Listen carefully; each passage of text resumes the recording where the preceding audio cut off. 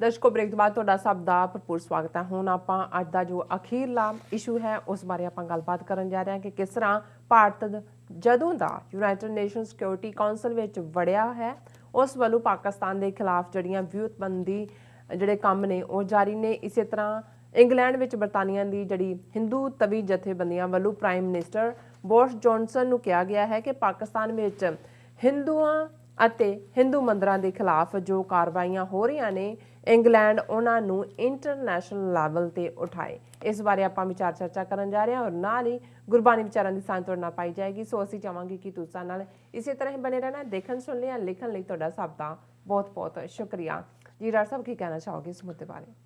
ਦੇਖੋ ਜਿਹੜਾ ਸ਼ੈਤਾਨ ਹੁੰਦਾ ਹੈ ਉਹ ਵਿਹਲਾ ਨਹੀਂ ਬਹਿੰਦਾ ਔਰ ਉਹ ਕਿਤੇ ਨਾ ਕਿਤੇ ਕੁਛ ਨਾ ਕੁਛ ਕਰ ਰਿਹਾ ਹੁੰਦਾ।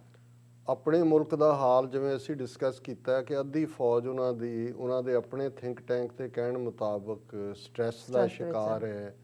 ਆਰਮੀ ਪਰਸਨਲ ਇੱਕ ਦੂਜੇ ਨੂੰ ਮਾਰ ਰਹੇ ਨੇ, ਸੁਸਾਈਡ ਕਰ ਰਹੇ ਨੇ। ਵਿਦਿਨ ਦਾ ਕੰਟਰੀ ਕਿਸਾਨ ਜਿੱਥੇ 62% ਲੋਕ ਕਿਸਾਨੀ ਤੇ ਡਿਪੈਂਡੈਂਟ ਨੇ, ਲੱਖਾਂ ਜਿਹੜੇ ਨੇ ਉਹ ਦਿੱਲੀ ਦੀਆਂ ਬਰੂਹਾਂ ਤੇ ਬੈਠੇ ਨੇ। ਭਾਰਤ ਭਰ ਦੇ ਵਿੱਚ ਕੋਵਿਡ-19 ਤੇ ਹਵਾਲੇ ਨਾਲ ਆਲਮੋਸਟ 1/4 ਇਕੋਨਮੀ ਇਹਨਾਂ ਦੀ ਉੱਡ ਚੁੱਕੀ ਹੈ।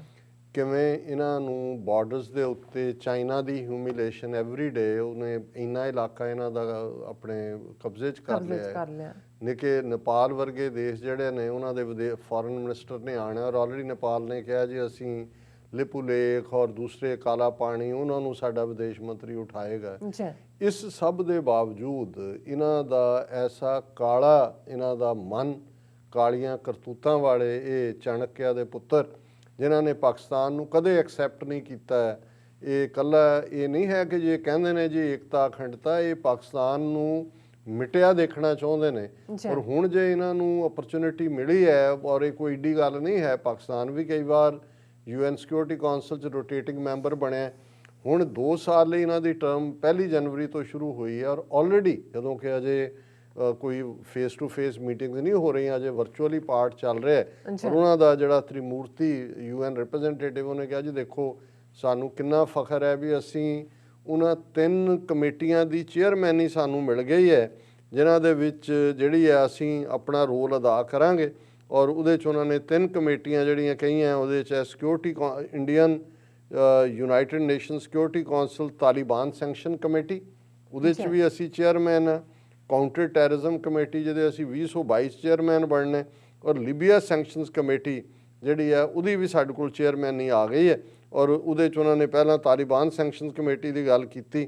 ਤ੍ਰਿਮੂਰਤੀ said Taliban sanctions committee has always been on a high priority for India. Chairing this committee at this juncture will help keep the focus on the presence of terrorists and their sponsors threatening to the peace process in Afghanistan, he added। ਇਹਨੂੰ 1988 ਦੇ ਵਿੱਚ ਬਣੀ ਸੀ sanctions committee ਕਹਿੰਦੇ ਨੇ।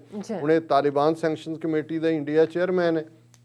ਉਹਨੇ ਕਿਹਾ ਜੀ ਦੇਖੋ ਇਹ ਜਿਹੜੇ ਸਪਾਂਸਰ ਨੇ ਟੈਰਰਿਜ਼ਮ ਦੇ, ਜਿਹੜੇ ਪੀਸ ਪ੍ਰੋਸੈਸ ਨੂੰ, ਹਾਲਾਂਕਿ ਅਫਗਾਨਿਸਤਾਨ ਪੀਸ ਪ੍ਰੋਸੈਸ ਜਿਹੜੀ ਪਾਕਿਸਤਾਨ ਨੇ ਫੈਸਿਲੀਟੇਟ ਕੀਤੀ between America and Taliban groups, inter Afghan dialogue ਵੀ ਉਹਨਾਂ ਨੇ ਕਰਵਾਇਆ। ਸੈਬੋਟਾਜ ਇੰਡੀਆ ਕਰ ਰਿਹਾ ਪਰ ਕਿਉਂਕਿ ਹੁਣ ਇਹ UN ਸਿਕਿਉਰਿਟੀ ਕਾਉਂਸਲ 'ਚ ਉਹਦੇ ਉਸ ਕਮੇਟੀ ਦਾ ਚੇਅਰਮੈਨ ਹੈ, ਕਹਿੰਦੇ ਅਸੀਂ ਦੇਖਾਂਗੇ ਕਿ ਸਪਾਂਸਰ ਦੂਜੇ ਕੀ ਨੇ। ਸੈਕੰਡਲੀ ਲੀਬੀਆ ਸੈਂਕਸ਼ਨਸ ਕਮੇਟੀ, ਇਹ ਲੀਬੀਆ ਦੇ ਉੱਤੇ ਆਲਰੇਡੀ ਕਿਉਂਕਿ ਅਜੇ ਵੀ ਉਹਨਾਂ ਦੇ ਅਸੈਟ ਫਰੀਜ਼ ਕੀਤੇ ਹੋਏ ਨੇ ਔਰ ਦੂਸਰਾ ਇਹ ਅਮਰੀਕਾ ਨੂੰ ਖੁਸ਼ ਕਰਨਗੇ ਜੋ ਵੀ ਇਹ ਲੀਬੀਆ ਦੇ ਖਿਲਾਫ ਚਾਹੁੰਦਾ ਹੈ। ਤੀਸਰਾ ਜਿਹਦੀ ਪ੍ਰਧਾਨਗੀ ਚੇਅਰਮੈਨਸ਼ਿਪ ਇਹਨਾਂ ਕੋਲ 2022 'ਚ ਆਉਣੀ ਹੈ ਪਰ ਪਹਿਲਾਂ ਹੀ ਕੱਛਾਂ ਵਜਾ ਰਹੇ ਨੇ, counter terrorism committee. India will also chair counter terrorism committee in 2022 ਜਿਹੜਾ ਉਹ ਕਹਿੰਦਾ ਜੀ ਸਾਡੀ 75th ਐਨੀਵਰਸਰੀ ਇੰਡੀਆ ਦੀ ਇੰਡੀਪੈਂਡੈਂਸ ਨਾਲ ਹੋਏਗੀ।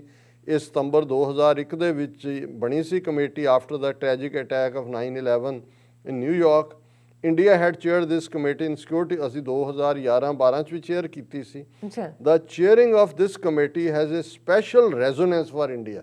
ਹੁਣ ਤੁਸੀਂ ਦੇਖੋਗੇ 2022 ਤੋਂ ਹੀ ਹੁਣ ਤੋਂ ਇਹਨਾਂ ਨੇ ਪਲਾਨ ਇਹਨਾਂ ਨੇ ਕੀ ਕਰਨਾ ਹੈ, resonance for India which has not only been at the forefront of fighting terrorism, especially cross-border terrorism, but has also been one of its biggest victims। ਇਹ ਹੈ ਕਿ ਜਿਹੜਾ ਅਸਲ ਕਾਤਲ ਹੈ ਉਹ ਖੁਦ ਕਹਿ ਰਿਹਾ ਕਿ ਨਹੀਂ ਮੈਂ ਤਾਂ ਜਿਹੜਾ ਮਕਤੂਲ ਹੈ, ਮੈਨੂੰ ਮੇਰੇ ਤੇ ਤਾਂ ਜ਼ੁਲਮ ਹੋਇਆ, ਉਹ ਦੇਖੋ ਮੈਂ ਟੈਰਰਿਜ਼ਮ ਦਾ ਸ਼ਿਕਾਰ ਹਾਂ। ਸੋ ਇੱਕ ਪਾਸੇ ਤਾਂ UN ਸਿਕਿਉਰਿਟੀ ਕੌਂਸਲ 'ਚ ਤਾਲਿਬਾਨ ਕਮੇਟੀ ਔਰ ਇਹਦੇ ਰਾਹੀਂ ਆਲਰੇਡੀ ਕਰ ਰਹੇ ਨੇ, ਔਰ ਇੱਕ ਖਬਰ ਜਿਹੜੀ ਪ੍ਰੋਮੀਨੈਂਟਲੀ ਅੱਜ ਇਹਨਾਂ ਦੇ ਮੀਡੀਆ ਨੇ ਚੁੱਕੀ, ਹੁਣ ਇਹਨਾਂ ਨੂੰ ਮੂੰਹ ਤੇ ਚਪੇੜ ਵੱਜੀ ਹੈ। ਬੋਰਿਸ ਜੌਨਸਨ ਤਾਂ ਦੌੜਾ ਦਿੱਤਾ ਸਿੱਖਾਂ ਨੇ ਕਿ ਵੀ ਇੰਡੀਆ ਨਹੀਂ ਜਾਣਾ।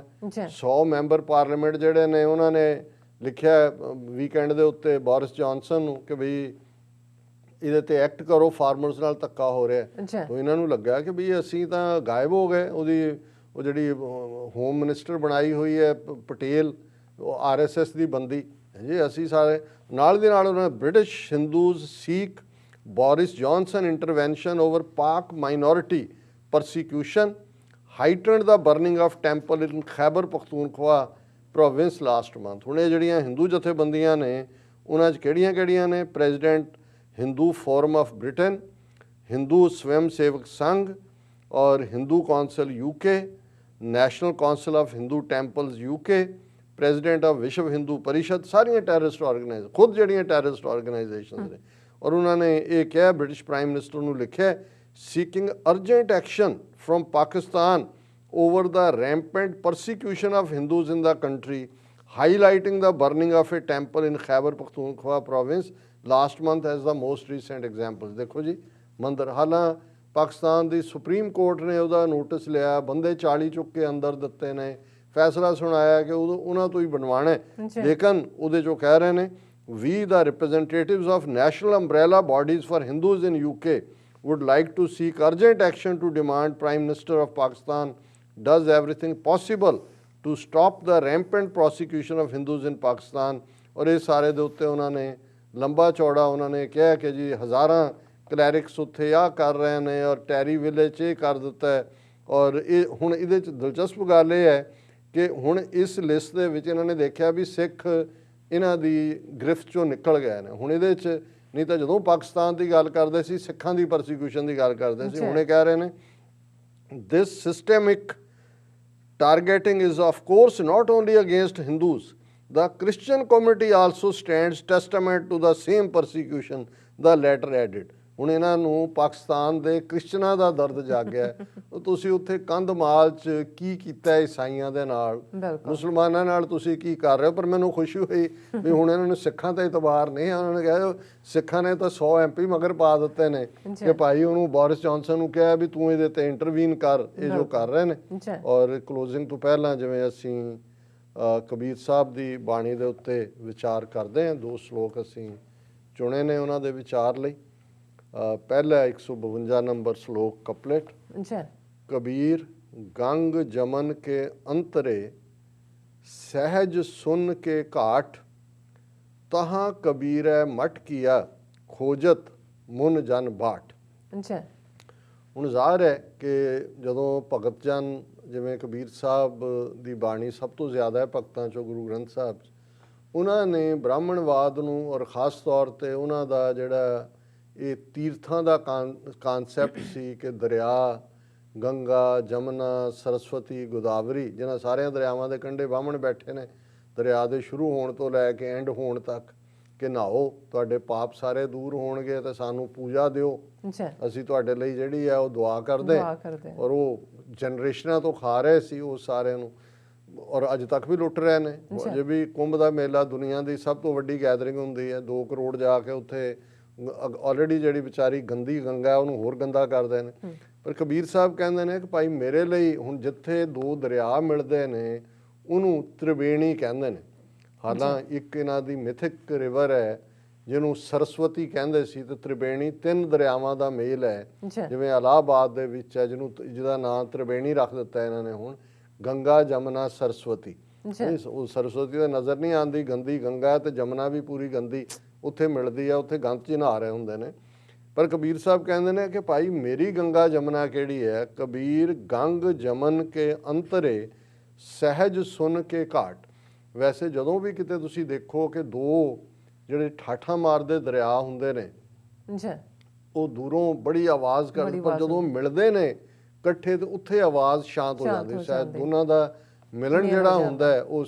ਸੋ ਇਹਨਾਂ ਨੇ ਕਿਹਾ, ਕਬੀਰ ਸਾਹਿਬ ਫਰਮਾਉਂਦੇ ਨੇ, ਕਬੀਰ ਗੰਗ ਜਮਨ ਕੇ ਅੰਤਰੇ ਸਹਿਜ ਸੁਣ ਕੇ ਘਾਟ, ਘਾਟ ਹੁੰਦਾ ਕੰਢਾ, ਕਿ ਭਾਈ ਤੁਹਾਡੀਆਂ ਗੰਗਾ ਜਮਨਾ ਤਾਂ ਆਪਣੀ ਥਾਂ ਜੋ ਤੁਸੀਂ ਲੁੱਟ ਲਈ ਰੱਖੀਆਂ, ਪਰ ਮੇਰੇ ਅੰਦਰ ਮੈਂ ਉਸ ਸਹਿਜ ਦੇ ਵਿੱਚ ਆ ਗਿਆ, ਰੱਬ ਦੀ ਯਾਦ ਨਾਲ ਜੁੜਿਆ ਹੋਇਆ ਹੈ, ਰੱਬ ਨੇ ਮੇਰੇ ਅੰਦਰ ਉਹ ਟਿਕਾ ਦੇ ਦਿੱਤਾ, ਉਹ ਠਹਿਰਾਵ ਦੇ ਦਿੱਤਾ।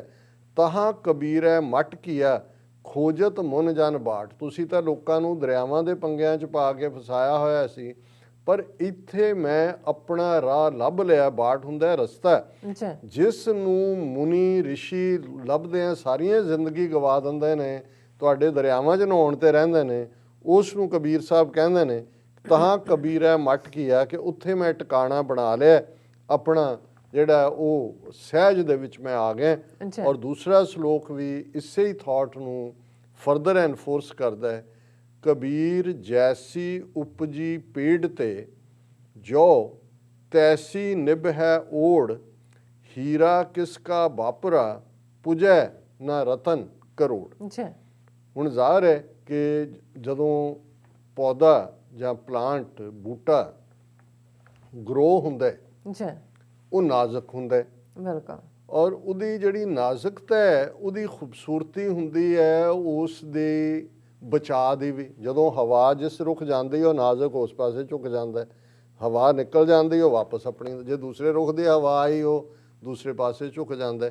ਸੋ ਕਬੀਰ ਜੈਸੀ ਉਪਜੀ ਪੇੜ ਤੇ, ਪੇੜ ਦਰਖਤ ਨੂੰ ਕਹਿੰਦੇ ਨੇ, ਪੇੜ ਹਿੰਦੀ 'ਚ ਹੈ, ਉਹਨਾਂ ਦੀ ਜਿਹੜੀ ਬਨਾਰਸ ਦੀ ਜ਼ੁਬਾਨ ਸੀ ਉਸ ਦੇ ਵਿੱਚ ਵੀ, ਕਿ ਵੀ ਜਿਵੇਂ ਉਸ ਨਾਜ਼ੁਕ ਪੇੜ ਦੀ ਖੇਡ ਹੈ, ਉਸੇ ਤਰ੍ਹਾਂ ਮੈਂ ਵੀ ਆਪਣੀ ਜ਼ਿੰਦਗੀ ਦੀ ਸ਼ੁਰੂਆਤ ਉਸ ਦੇ ਅੱਗੇ ਸਬਮਿਟ ਕਰਕੇ ਅੰਦਰ ਕੋਮਲਤਾ, ਲਚਕੀਲਾਪਨ, ਰੱਬ ਦੇ ਹੁਕਮ ਨੂੰ ਮੰਨਣ ਦੀ ਗੱਲ, ਪਰ ਰੱਬ ਦੇ ਅੱਗੇ ਝੁਕਣ ਦੀ ਗੱਲ ਰੱਖੀ। ਜਿਵੇਂ ਲਚਕੀਲਾ ਪੇੜ ਆਪਣੇ ਆਪ ਨੂੰ ਤੋਰਦਾ, ਕਬੀਰ ਜੈਸੀ ਉਪਜੀ ਪੇੜ ਤੇ ਜੋ ਤੈਸੀ ਨਿਭੈ ਹੋ ਓੜ, ਹੀਰਾ ਕਿਸ ਕਾ ਵਾਪਰਾ ਪੁਜੈ ਨਾ ਰਤਨ ਕਰੋੜ। ਕਿ ਇੱਕ ਵਾਰ ਤੁਹਾਡੇ ਅੰਦਰ ਰੱਬ ਦੇ ਨਾਂ ਦਾ ਕੀਮਤੀ ਹੀਰਾ ਤੁਹਾਡੇ ਅੰਦਰ ਸਥਾਪਿਤ ਹੋ ਗਿਆ, ਤੁਹਾਡੇ ਅੰਦਰ ਰੱਬ ਦੇ ਨਾਮ ਦਾ ਟਿਕਾਣਾ ਜਿਹੜਾ ਤੁਹਾਨੂੰ ਮਿਲ ਗਿਆ, ਫਿਰ ਉਸ ਦੀ ਕੋਈ ਕੀਮਤ ਤਾਰ ਨਹੀਂ ਸਕਦਾ ਉਸ ਰਤਨ ਦਾ। ਰੱਬ ਦੇ ਨਾਂ ਤੋਂ ਕੀਮਤੀ ਜੂਲ ਕੋਈ ਨਹੀਂ ਹੈ, ਔਰ ਉਸ ਦੇ ਬਰਾਬਰ ਫਿਰ ਦੁਨੀਆ ਦਾ ਪੁਜੈ ਨਾ ਰਤਨ ਕਰੋੜ, ਕਿ ਕਰੋੜਾਂ ਦੀ ਕੀਮਤਾਂ ਵਾਲੇ ਜਿਹੜੇ ਰਤਨ ਨੇ, ਜੂਲ ਨੇ, ਉਹ ਵੀ ਉਹਦਾ ਮੁਕਾਬਲਾ ਨਹੀਂ ਕਰ ਸਕਦੇ। ਅਤੇ ਬਾਕੀ ਜਿਹੜਾ ਹੀਰਾ ਹੈ ਉਹ ਕਿਹਦਾ ਵਿਚਾਰਾ ਰਹਿ ਗਿਆ, ਕਿਉਂਕਿ ਉਸ ਵਾਹਿਗੁਰੂ ਦੀ ਰਹਿਮਤ ਦੇ ਨਾਲ, ਬਖਸ਼ਿਸ਼ ਦੇ ਨਾਲ ਤੈਸੀ ਨਿਭੈ ਓੜ, ਕਿ ਮੇਰੀ ਪ੍ਰੀਤ ਪੁੱਗ ਗਈ ਹੈ, ਰੱਬ ਨੇ ਮੈਨੂੰ ਆਪਣੇ ਗੜ ਨਾਲ ਲਾ ਲਿਆ, ਔਰ ਮੈਂ ਉਸ ਰੱਬ ਦੀ ਗੋਦ ਦੇ ਵਿੱਚ ਮਹਿਫੂਜ਼ ਹੈ, ਉਸ ਦੇ ਵਿੱਚ ਮੈਂ ਆਪਣੇ ਆਪ ਨੂੰ ਆਨੰਦ ਪਿਆ, ਮੇਰੀ ਮਾਏ ਸਤਿਗੁਰੂ ਮੈਂ ਪਾਇਆ, ਮੇਰੇ ਅੰਦਰ ਆਨੰਦ ਹੈ, ਬਲਿਸ ਹੈ, ਜੋਏ ਹੈ, ਸਟੇਟ ਆਫ ਐਕਸਟੈਸੀ ਹੈ। ਇਹ ਅੱਜ ਦਾ ਵਿਚਾਰ ਜੀ। ਡਾਕਟਰ ਸਾਹਿਬ ਤੁਹਾਡਾ ਬਹੁਤ ਬਹੁਤ ਸ਼ੁਕਰੀਆ, ਤੁਸੀਂ ਅੱਜ ਦੇ ਅਹਿਮ ਇਸ਼ੂ ਤੇ ਅੱਜ ਦਾ ਵਿਚਾਰ ਸਾਡੇ ਦਰਸ਼ਕਾਂ ਨਾਲ ਸਾਂਝਾ ਕੀਤਾ। SOS ਨਾਲ ਆਪਣੇ ਵਿਊਅਰਸ ਕੋਲ ਲੈਣੇ ਇਜਾਜ਼ਤ। ਵਿਊਅਰਸ, ਸਾਡੇ ਪ੍ਰੋਗਰਾਮ ਦਾ ਸਮਾਂ ਇੱਥੇ ਸਮਾਪਤ ਹੁੰਦਾ। ਤੁਸੀਂ ਆਪਣੀ ਰਾਏ ਤੇ ਸੁਝਾਅ ਸਾਨੂੰ ਭੇਜਣਾ ਭੁੱਲਣਾ ਸਾਡੇ ਇਸ ਪਤੇ ਤੇ SOS@tv4.tv ਤੇ ਅਸੀਂ ਆਪਣਾ ਪ੍ਰੋਗਰਾਮ ਲੈ ਕੇ ਫਿਰ ਦੁਬਾਰਾ ਤੁਹਾਡੇ ਸਨਮੁਖ ਹੋਵਾਂਗੇ। ਤਦ ਤੱਕ ਲਈ ਮੈਨੂੰ ਤੇ ਆਪਣੇ ਡਾਕਟਰ ਨੂੰ ਆਗਿਆ ਦਿਓ। ਦੇਖਦੇ ਰਹੋ TV4, ਬੁਲਾ ਦਿਓ ਫਤਿਹ। ਵਾਹਿਗੁਰੂ ਜੀ ਕਾ ਖਾਲਸਾ, ਵਾਹਿਗੁਰੂ ਜੀ ਕੀ ਫਤਿਹ। ਰੱਬ ਰਾਖਾ।